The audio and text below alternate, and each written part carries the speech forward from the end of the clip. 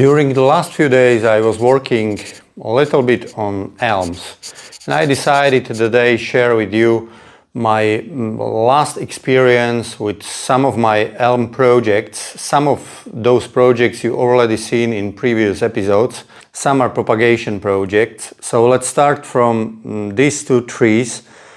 Those of you who are watching my channel for a very long time, from early beginning, they know that in video number 1 I was using black bag technique for elms, which most probably wasn't necessary, but I was using it for those two trees. The first tree is, as it is collected, it's on original roots, now in this very flat pot, developing nicely for the future.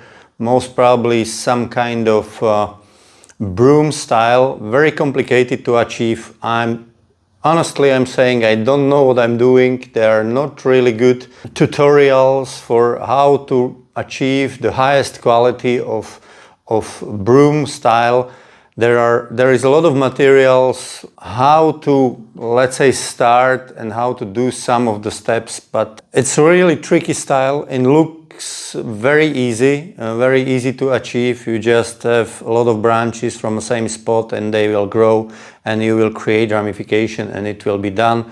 I don't think it's like that. I'm struggling very much with how to properly do that. But this tree, I think it's okay. Maybe roots will need to be changed and air layered like this one, but this is the future. So it looks like that. Everything is going fine. The cut in the middle, I will show you the video detail. So maybe we can see a little bit inside. It's tricky, yeah? There is a cut area, quite a lot of branches exiting from the same spot and not sealed. I have to go inside, carve a little bit and seal it. There are also some tutorials saying that I should apply the girdle here, keep this diameter very small. I'm thinking about that. I'm not convinced I will need it for that tree, but I've seen the reliable sources saying that it's something what you have to do. So this is tree number 1. This is a tree which you may have seen in one of the videos where I was air layering this tree, creating new roots, and I was separating it from old nebari. You can see me doing that in video here.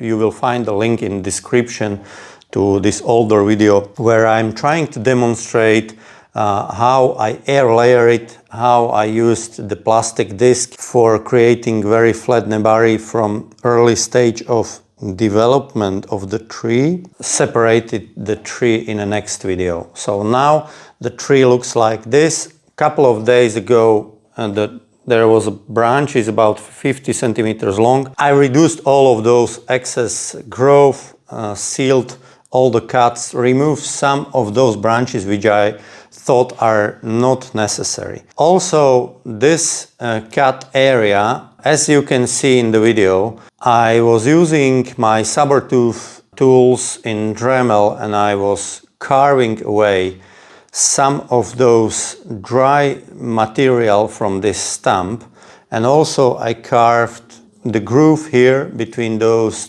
two future parts of a crown. It will be a little bit better, and also I carved this place here, as you can see on the video.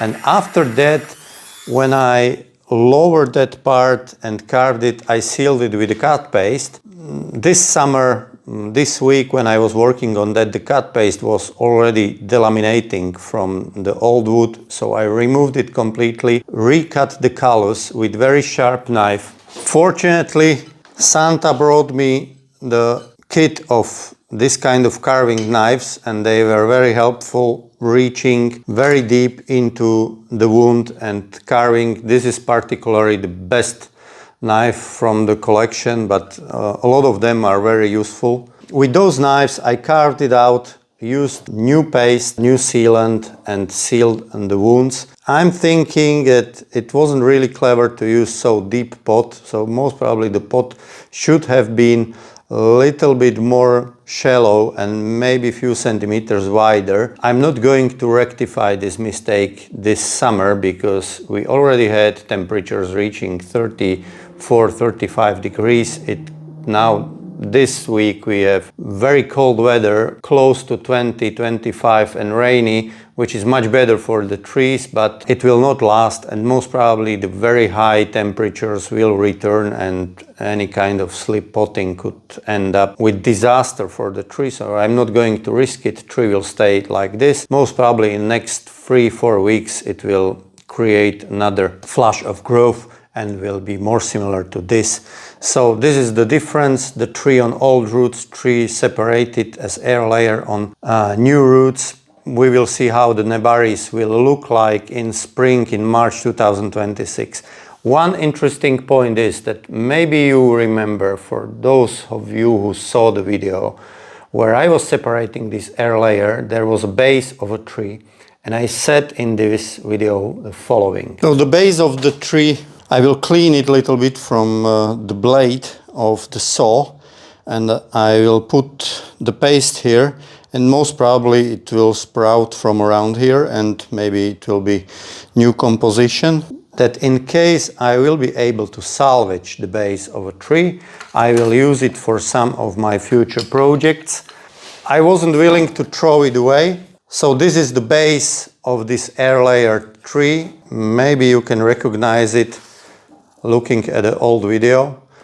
Ugly base, ugly thick roots. I will make a close-up. So this is how it looks like. It's 1, 2, 3, 4, 5, 6, 7 trunks and something more here. So this is how it looks like. What to do with something like that? I'm thinking about removing this thick root and trying to layer it very close under the trunk and make this kind of circular composition with those 7 trees. I would like to move them and let them grow very straight up like this, and then create 7 separated trees, each one going from the center of composition, and roots, much thinner roots, not this kind of thick roots. They will definitely not fit to the future design. Maybe it will work, maybe not. I don't know, but this is what is it. I thought it is pity just to throw it away. In some cases, when I'm going to separate the bottom of the air layer, it doesn't make sense and the bottom will die. I had this kind of experience with air layering, but this time this survived and I can use it for something. So it will be something like a small group of trees growing up, I don't know. Yeah. So base of air layer tree. I saved it, it's here. I need to find the future for it. And maybe some of you seen the video of update of cuttings from 2025 published in June. These are elm cuttings in coconut tablets, and you can see in the video where I transplanted them already. So they were made this date. I repotted them. All of them had already roots peeking from the coconut, as you can see from the bottom and from the sides. They are doing quite well. Some of them maybe will not survive the repotting, but most of them are okay. First few days I put them into big plastic bag and watered them. So they have a lot of humidity in the plastic bag, and first week they were closed there, completely in the shade, no direct sun. And after a few days I start to peek the holes into plastic bag to get there fresh air and to lower the humidity, so the cuttings will be more used to outside conditions. Few days later, weather completely changed. The temperatures drop from 30-35 to 20-25 degrees max, and the night temperatures are much cooler than that. So I took the bag out, and now the cuttings are again in complete shade, but outside of the bag, water properly, and I will see how they will do. I have a feeling they are growing a little bit, those tips. In case they will be very happy, I think the extensions will be much longer in next few days. In case you have your own elms and you are doing some kind of elm projects, tell me in the comment what kind of elms you have, what are you doing, what are the things you are struggling with elms. I have this kind of disease, I'm fighting with that. Tell me if you have also the experience with diseases or with problems with development of broom-style, or if you have very good resource on how to properly develop the broom-style tree, let me know in the comment below and direct me to the source. I will be very grateful. So that's it. Thank you very much for watching and see you next time.